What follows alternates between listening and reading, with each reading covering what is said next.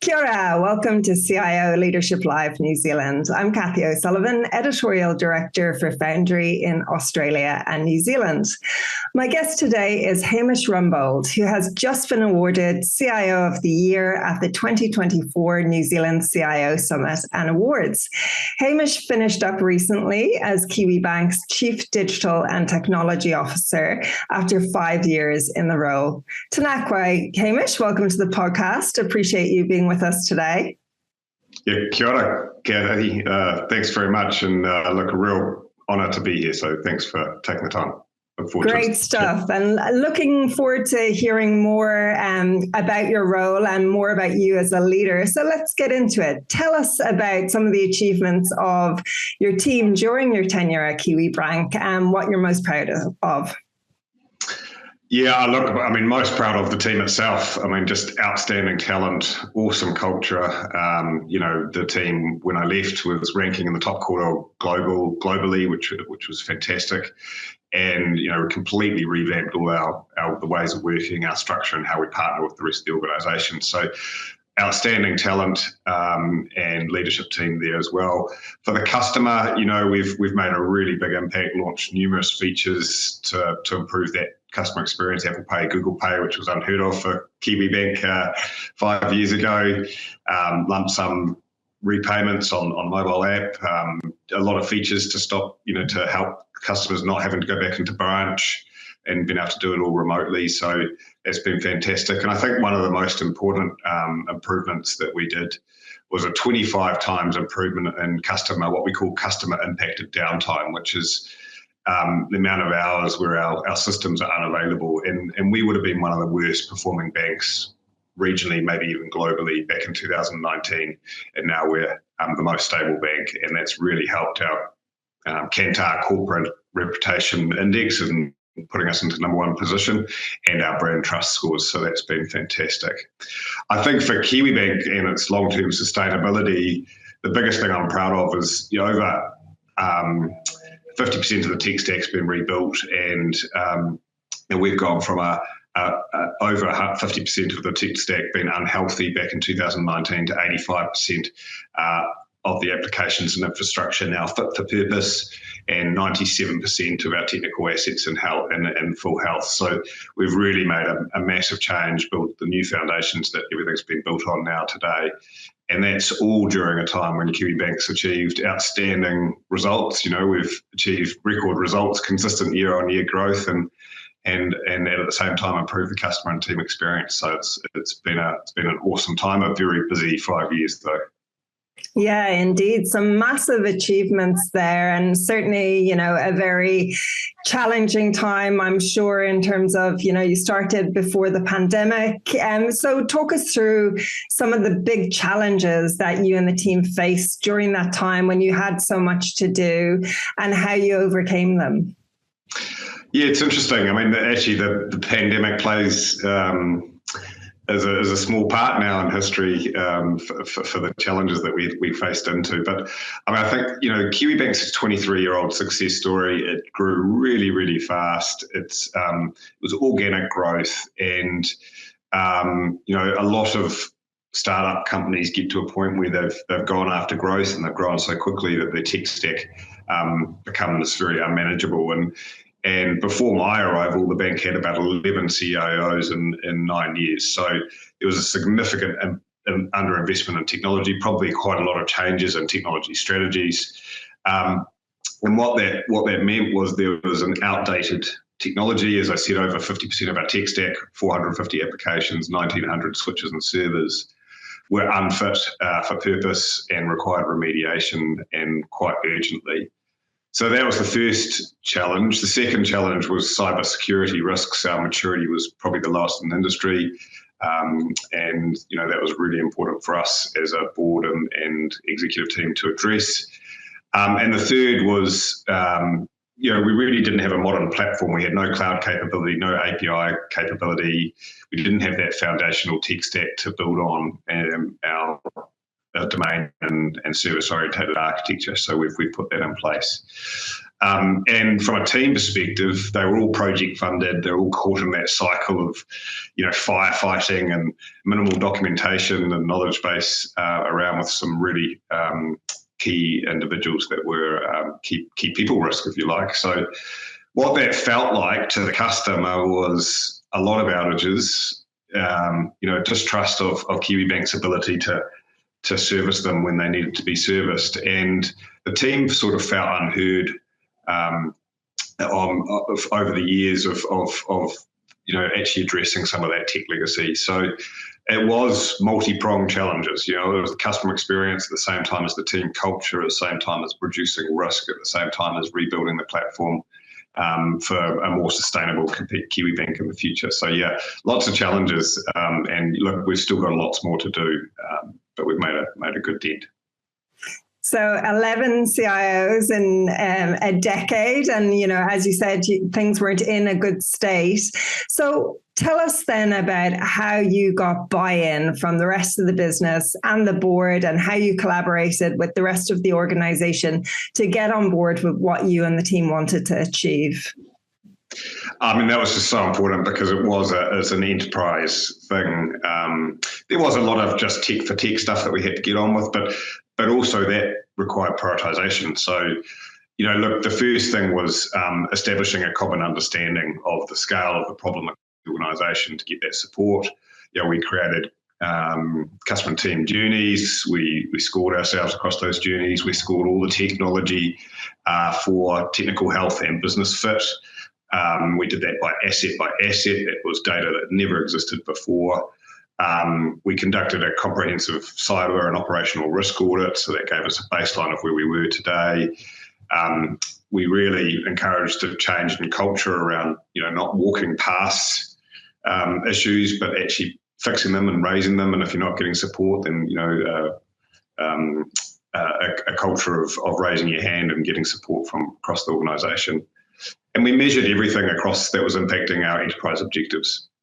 To demonstrate that it wasn't just a tech thing, it was actually these, if we didn't address these tech things, they were actually impacting other parts of the business as well and their outcomes. So that common understanding was the first thing. The second one was prioritising the back end and really just building education and understanding across the organisation that the back end is just as crucial as the front end. We can't just keep investing into digital experiences and building on top of legacy. We have to actually move to a more modern technology stack to future-proof the organisation and go faster for our customers. And then the third was really fostering that culture of collaboration and moving away from siloed teams and bringing teams closer together as cross-functional teams working on towards the same outcome. So the response from the bank was remarkable and supported by Steve, CE there, and the executive team. We all garnered the support of the board, and it really was a big team effort because most of the job was around some pretty tough prioritization calls. And, that's something that we had to make together because eventually one of us had to give up on something along the way.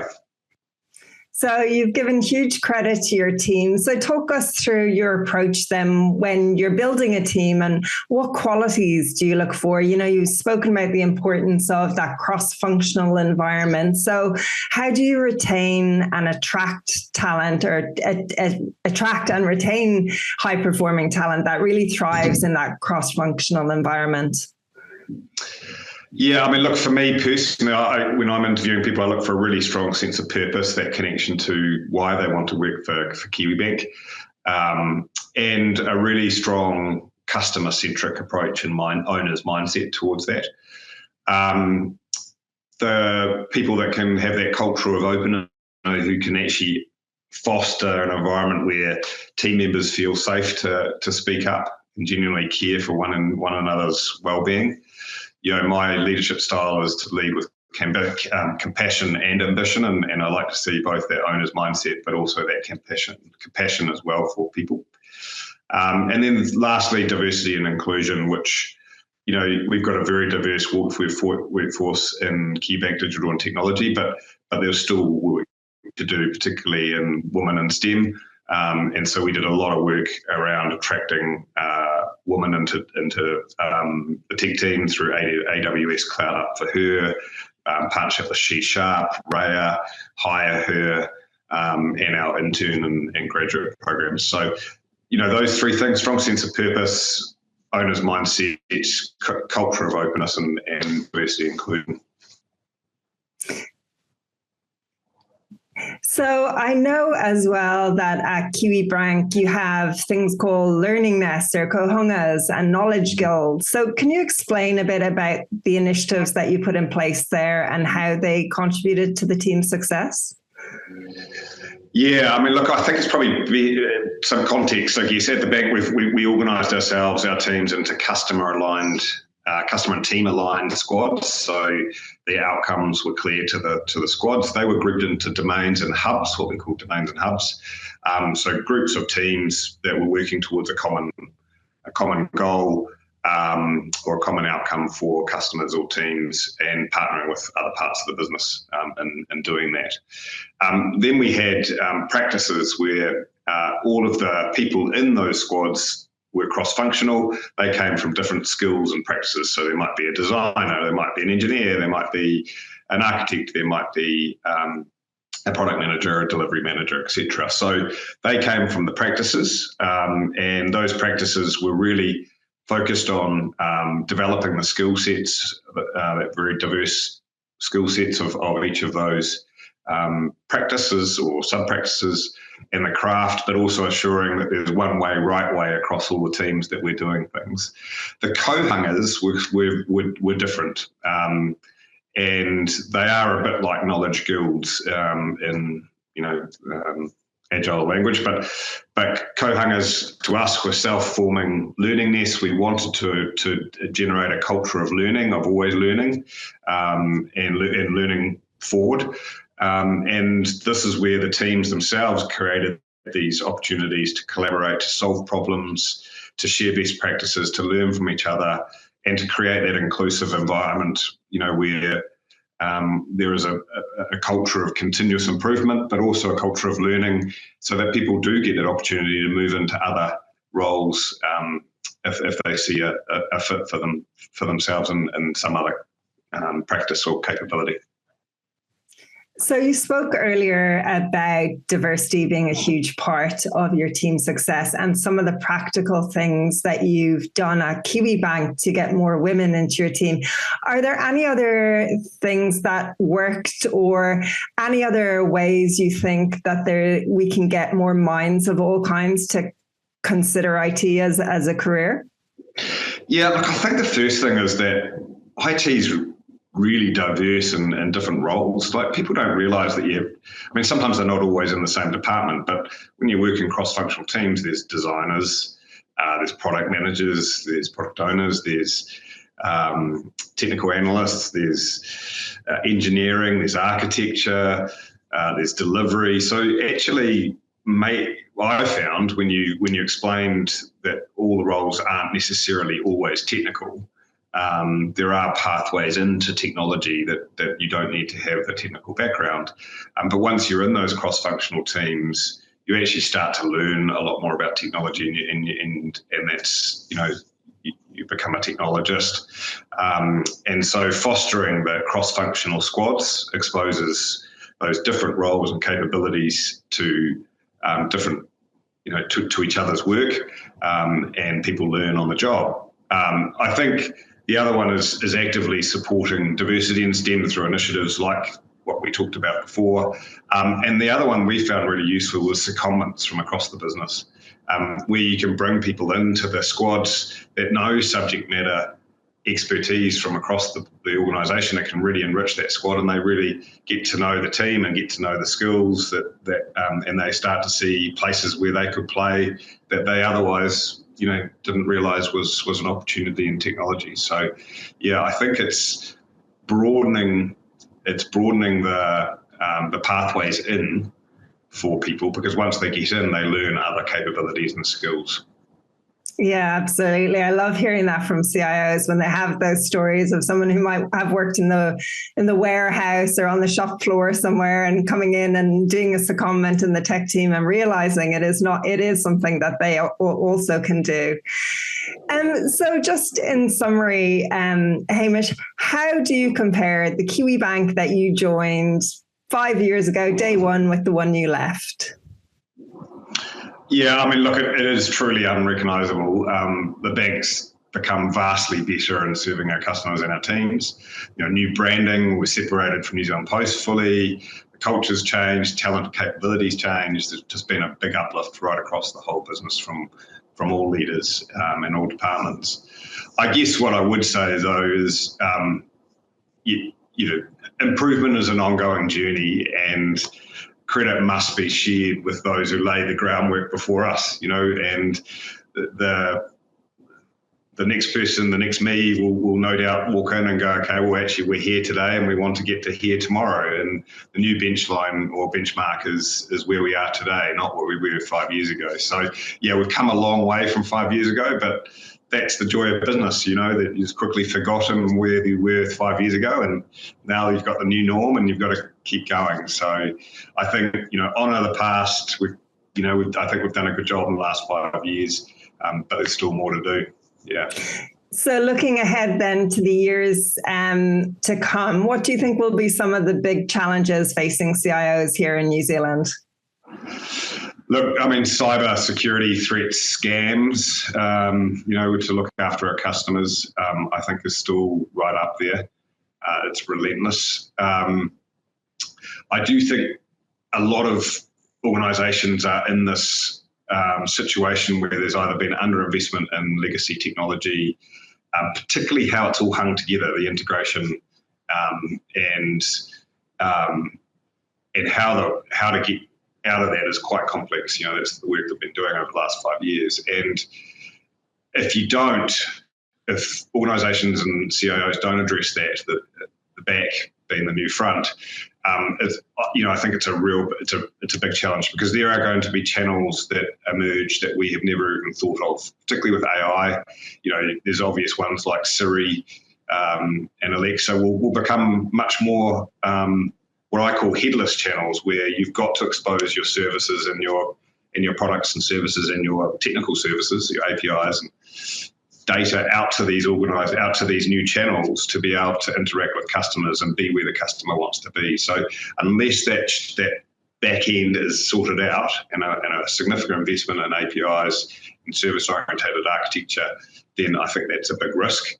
I think there's a risk around connectedness and concentration risk. So we saw with Strike, where actually we're increasingly moving to SaaS and platforms, and there's a massive dependency that organisations have on the same vendors, and the number of outages that could occur that are more global in nature or regional in nature will be interesting to mitigate. Data management, if there's poor governance and poor structure around your data, your readiness for AI, I think is you're just going to disadvantage your organisation. So those are some of the big ones. I think we've still got some of the legacy problems, like transitioning from projects to products, shifting to building persistent teams so that we don't get into the cycle of fixing something and then going away and letting it die and then coming back later and trying to fix it.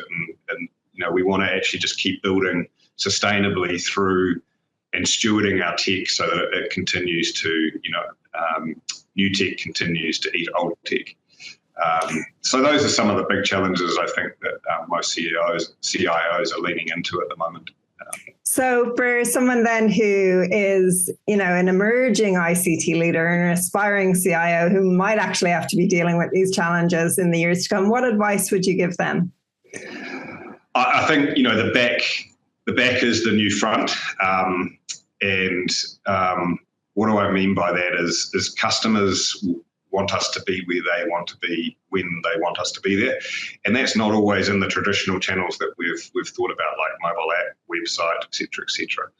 And so to be ready for that, you know, the speed and the demand of the calls from an Apple Pay or someone like that, or an AI like Siri, will put pressure onto your infrastructure and your systems if you don't have a modern architecture.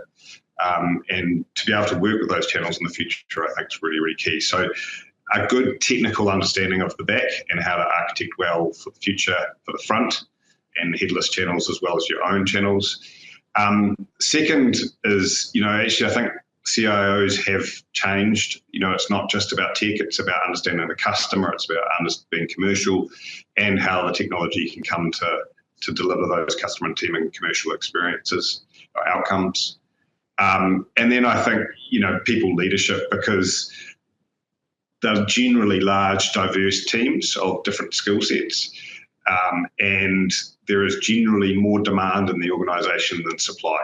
So you've got to be able to manage that enterprise leadership's supply and demand challenge, prioritisation, taking people on a journey, you know, creating roadmaps, aligning people behind those is really, really important. Indeed.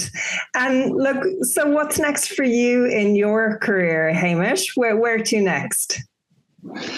Yeah, look, I've got a personal goal to help as many New Zealand and Australian companies. I know Australia sounds a little bit cheating against New Zealand, but I want to help New Zealand and Australian companies generate an additional 10 billion of market cap in my lifetime through using technology and focusing on that customer and team experience. And using some of the lessons. I've made a lot of mistakes in my career, you know, helping people avoid those mistakes and achieving great outcomes. And the reason for that is because strong, successful New Zealand and Australian companies are essential, I think, to counter what is happening, which is global dominance by a few companies.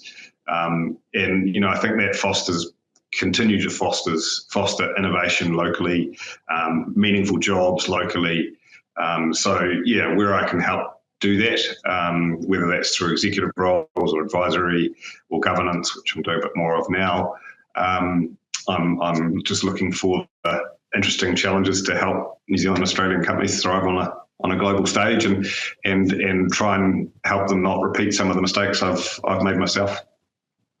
Well, I look forward to catching up with you in the months to come and hearing about how you're going with the next part of your career. Hamish Rumbold, CIO of the Year for New Zealand, thank you so much for joining us today. Many thanks, Kathy.